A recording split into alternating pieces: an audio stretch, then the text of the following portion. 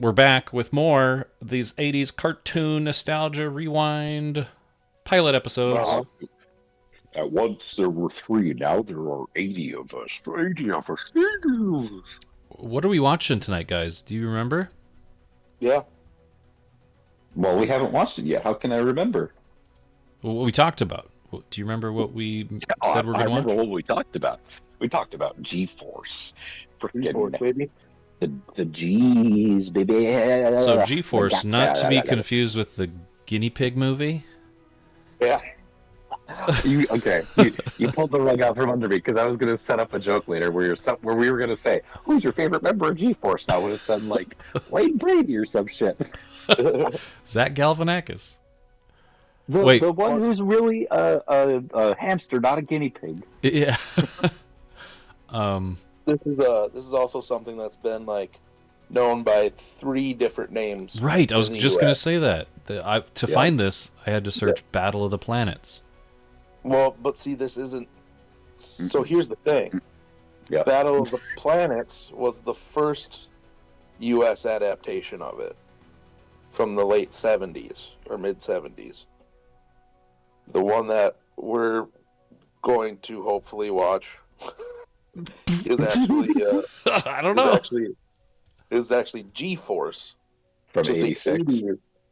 Yeah, Yeah. which is from the 80s, which is the second adaptation that's more faithful to the original anime, which is known as Gatchaman, which is where you get the G from. So we've known it as three different names in this country for three different reasons. Warriors. I always thought the costumes looked sick. Yeah, Yeah. they're all birds. But Mhm. it's like it's that perfect combination of distinct, but like they're unique from other Sentai series of not just being different colors. Right. It's like a perfect melding of like Power Rangers meets Silverhawks. Like you have like Yeah. uh, variety, but also a very specific theme that they fit into. And I like Mhm. how no, I wouldn't call it their silhouette, but like um, the helmet design is very easy to see what the bird is. I feel like sometimes that kind of gets Right. missed, you know? Lost in the sauce. Yeah, but oh, classic, very classic. A lot of these designs. Oh yeah. It's another one that has a comic book currently running as well. Hell yes. Under the name Gatchaman. A couple spin-offs. So still existing. Talk about the toys a little bit, Bradshaw. Have you, or Wilson, if you've come across any of those in your, looking around, or were they I've was seen it them big? before. They're Yeah, always cool. absolutely. Yeah.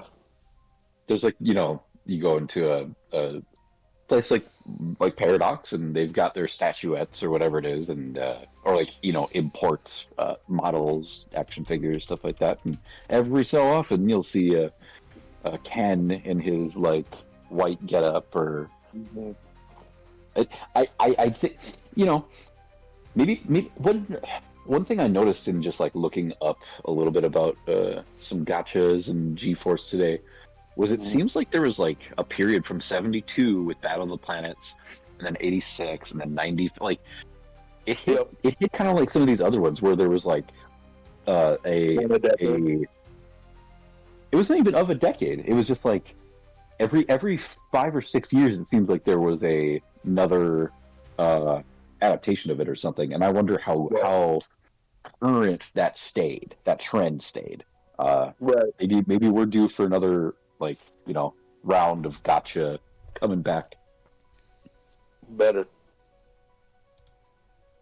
I always liked them. Like obviously you could. I always compared it with Voltron because Mhm. it's literally the same team makeup. It's just birds instead of lions. Yeah. Mm-hmm. But I always thought their costumes were cooler. Mhm.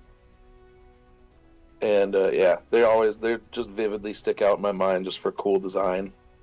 There's something like so simplistic and like refined in that same way Mm-hmm. about like yeah I, I love I love the I don't know what you call the character trope, but the like big, like physically big character that's usually on the team that also has like The brute. yeah, like they're brutes or they're like gentle giants kind of. Yeah. It's usually Like one or Hunk, the other, like but Hunk on Voltron. Hunk on like Voltron. Hong Kong Voltron or I'm blanking on the character's name, but he's the owl in Yep. G-Force. Very Yep. similar kind of vibes. Or like, wow, maybe yeah, wasn't there like a bigger dude in Silverhawks too? Yep. Yeah, he had like the football Yeah. kind of helmet, chin strap, beard, metal beard, whatever Yep. it was. Yeah, yeah. His name was Iron Will. I like that. I like that character trope, whatever that is. the character, the member of the team who's like, you know, around for a good time. I was here to crack some skulls and have a I good I like laugh. this really fits into like what it's not tokusatsu. Yeah. But this just like perfectly in my mind. Anytime that I think about Gotcha Mon or G-Force or whatever you want to call it, it lives in that same echelon as like, and I know it's not like exactly the same time, but it just makes me think like Astro Boy, Cyborg 009, Speed Racer, like uh, even Gundam, like just these other series around that some of the same decades or eras share that kind of like early uh, feel to their like story, like an optimism or something. I don't know how to put it. Right. I get what you're saying. I pick up what you're putting down. Well, boys, are you ready to get into this? I'm excited to see if this is the right one, even. So We will Might find not out. be. we'll see. Let's get into it, and then we'll discuss it. What'd you guys think of that? What'd you guys think of G-Force, Guardians of Space? It was fun. Mm-hmm. I will say, like we were saying during the thing, the first episode or this pilot episode is actually episode 18 of the series. Of the original Mhm. series? Yeah. Yeah. But when it was airing in America, they chose... Yeah, they aired this, and then an episode like 87 or something is the two pilot episodes. Okay. But I can see why it's basically like a we're just getting into the action and show what's going on type, Mhm. Mm-hmm. thing. So it was yeah, and that's what it did. It went in and got in and out pretty cleanly for the most part. It was here's bad guy, let's go do something. It was And whale. it was like a close to home kind of like disaster too. It wasn't like in space, obviously. Right. It was in the water and kind of familiar looking local or locale. I don't know, but we got to know we didn't even have to spend. the team. Well, we didn't have to like. Well, yeah, but there wasn't even like you would normally think in a pilot episode, you'd spend a few minutes being like, "And this is Ace. He's the leader of the team," and having like each He's person have their little brash bit. and smart. I just like that I just like that we hit the ground running, and by the time everybody's together, they're already G-forcing it. Yeah, it did big time. It showed their different characteristics off a little bit. Like, the Pee-wee is kind of like a hot-headed little kid, wants to just go help in whatever way he can, at the detriment of like running away from the team, like he did with the whale. We get the two dudes here, Ace or Ken, I guess. Is that right? From the original series, like his original name is Ken. Yeah, Ken, Ace and Digby, whatever the hell his name was. Right. Dwight. Dirk. Dirk. Yeah, I knew. I was like some weird D name. Dirk Daring. And so they're like a dual kind of like team where they just pop in, kick some ass, find out some information, then get back to the ship. And then the ship kind of pilot guy is the owl dude. Hootie. Hootie.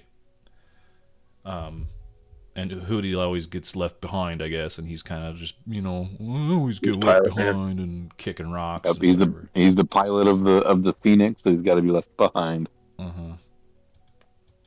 On these missions, but as a team, I think they did pretty well. They all know their duty. Like,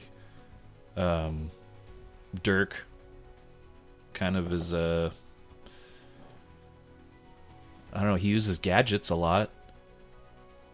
He used that one drill to kind of drill a little pre-hole in the ice. Pre-hole. And then fucking Pee-wee shows up with his huge beastly driller. What's her name? Anna Kendrick is like, she seems like she's like not a science officer, but she's like there to like, hey guys, here's info about our enemy. She'll be the one with like the lowdown each episode. Sure. And the girl's name is like Aggie, or her name is Yeah, Agatha. Aggie. That's what it was. The character's Yeah, name is I mean, Agatha June, but they call her Aggie. Well, then June, Jun, being her original name. So it's just like, I don't think there's anything too weird or like uncommon or about changing the names for a different locale, but it's like, just make the names make sense. Sure. These are all over the place. Dirk, Aggie, fucking Jimbo, Hootie. Hootie just is like, yeah, he's an owl. Let's call him Hootie. And that's it. Yeah. He doesn't have any other name. We're calling him Hootie. It's clean though. It's pretty clean as far as picking a name. Yeah, like Ace for the eagle. Yeah, the leader Eagle Man Ace. Makes sense. Pee-wee for the little guy.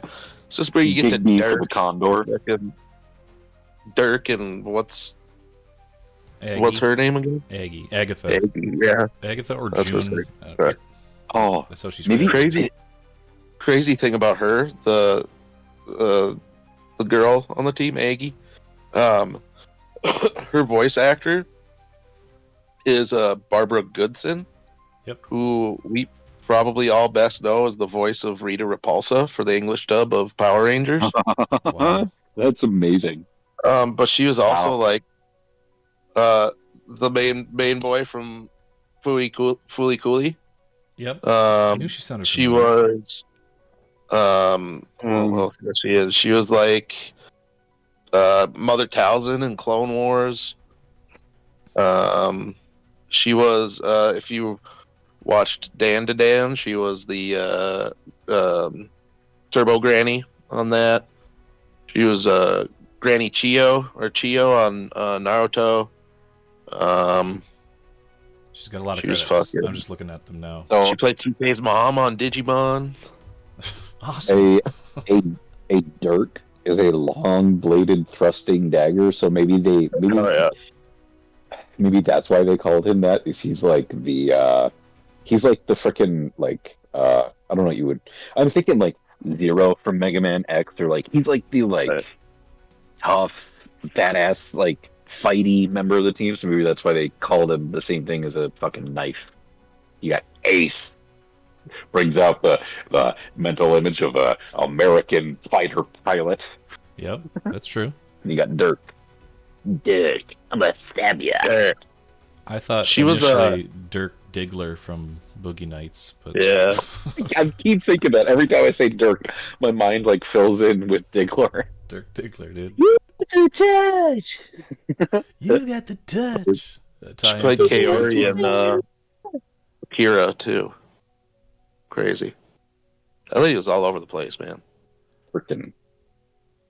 Touched I our can't lives believe in There's a so great, many there's ways. a great hyper-focused face here. As far as the story and plot goes, Basic. as a pilot for America, I guess this is a really basic one and easy enough to follow, and not The draft, yep. not as crazy. You got to see some bad guys. You got to see what was the bad guy's name again? Like Galactor. Galactor, or the something. big, the big bad. Yeah, Galactor. Yeah. Yep.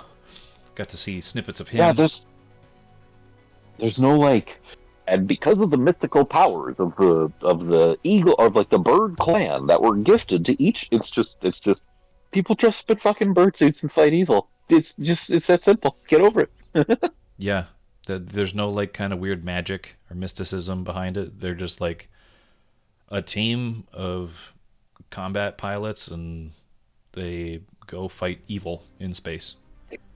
Well, it's just so streamlined because even in the '72 Battle of the Planets, I remember that one when we watched that.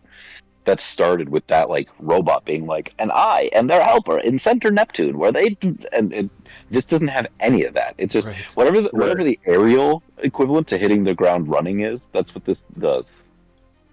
Yeah, this like away Uh, mission here, or like when these two guys are going to this Arctic base. This was a really highlight. This is a big highlight for me because it showed that they were like they're good at their job, like kind of sussing out the situation a little bit and being like, hey, don't let your guard down for anybody. And they show up and we see guns drawn, guns cocked and loaded here, and they're like hiding it. And they approach and they're all suspicious, and then they say don't shoot or whatever when they show up. But then like they're getting really shifty eyed, and then shit goes down and they fight them. And I just like the build up to that. You're like, oh wait, maybe these guys aren't bad, but then it like throws you for another loop, and it's like, oh, they were fully bad. Even when they cocked the guns, I was like, oh yeah, maybe they're just being hesitant. I like Dirk's because he's the one who like notices or like throws the knives and catches these guys in their attempted like ambush. Yeah. And he like gives a reason after the fact. He's like, the henchmen of Galactor shot my family in the back. They're cowards. I knew they would do something like that. Right. it's trying to tie it into some character stuff, which is Yeah, nice. that's true. Kind of ham-fisted a little bit, but this action scene worked At because least Dirk it's was just something, like, fuck you know. off. Right. And when this guy gets electrocuted, something pops out of his chest. I was like, body horror? What the hell is happening? Yeah, Those two feather knives or whatever is fucking behind him. Yeah. Do the explode, baby? back into the guns and they fire it into his back. So when the helmet drops, you also see like a casing of a bullet drop too. Right. That's true. I don't know, or maybe I don't know if those like feather things are supposed to explode. Oh, Plop. and then it's weird that the helmet comes out of his torso. Right. But yeah, that was just like a nice little isolated scene that showed off a little bit of their wits and things like that, and their fighting capabilities, and I thought it was cool. It was a cool little scene. Hell yeah. And then they call on the telephone.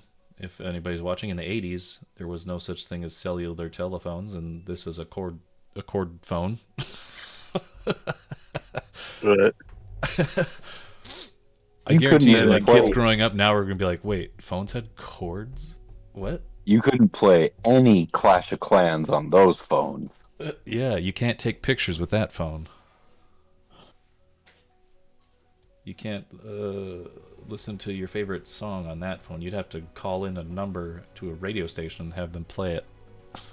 You can't.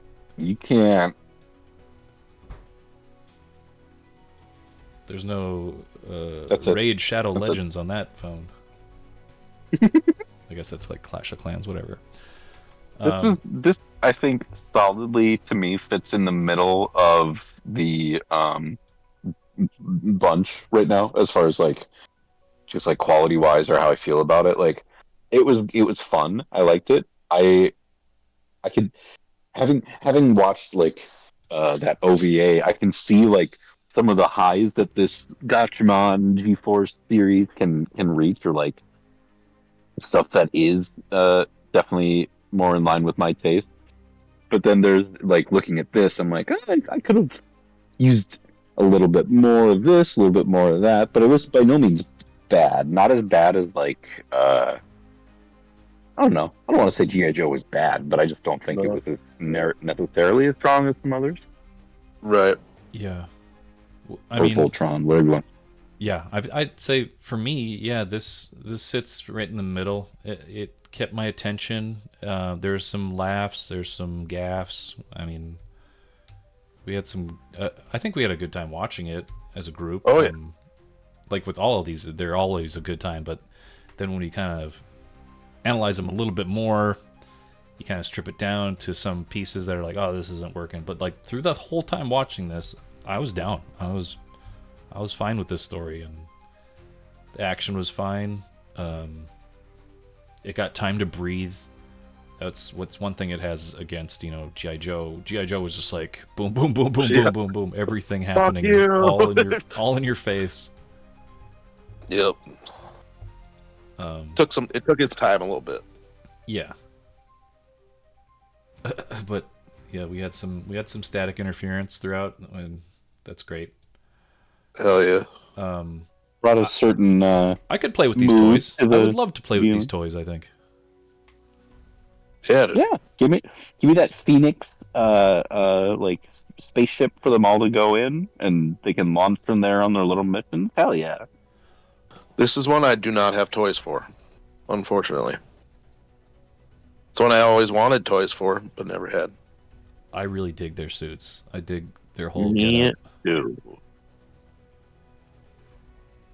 Their visors are part of the bills, or the the beak. That's just, and then they have eyes on the side that represent the different bird. Yeah, it's pretty cool. And I do want to probably go ahead and, because after we watched Thundercats, I went to watch the kind of 2011 one, I think it was. And it's like night and day. Like I would totally watch this one a lot more. Right. And with this, I think I would watch a little bit more of these if somebody out there wants to give whoever has a great list of like must-watch episodes. I'll watch those, but in addition to this, I want to watch the 90s like rebooted version of this, or like a movie of this that's probably been made. I'd get down with that, because a modern take on it might lend to some more action or some cool dynamics and animation, things like that. So Right. yeah, this one was good for me. Any last words, guys, before I kill you? What? I was gonna say that. One last thing. Something more recent. It was announced at San Diego in 2019 that the Russos were producing a live-action Battle of the Planets. Nothing's come up of it since, but it's still out there. And like I said, there are comic books as well currently being published. So Yep, I if got you're one on interested, Free in Comic those, Book Day. Good to remind They're out you. there. Yeah. Yeah. But yeah, that's it. They got Yeah. cool costume. I love it.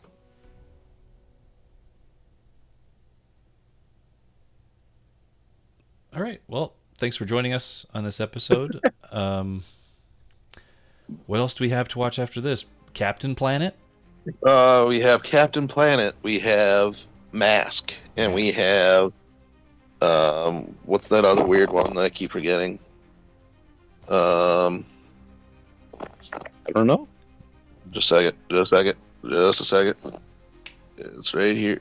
Some real stupid Adventures of the Galaxy Rangers. Yep. Don't know about Those that one. 3 left. Yeah. I have no doubt we can find something with Captain Planet. So I think that will be the next one we watch. Oh, yeah. If we want to do a double feature, we'll obviously do Captain Planet and Mask. But yeah, thanks for joining us, and we'll be back with more. And let us know which ones, if we're missing any of these other shows that are nostalgic to you that you had awesome toys for, let us know in the comments, and we'll revisit them and we'll check them out. Yeah. Birds out. Birds, fly! Burbs out. Burbs out for Harambe.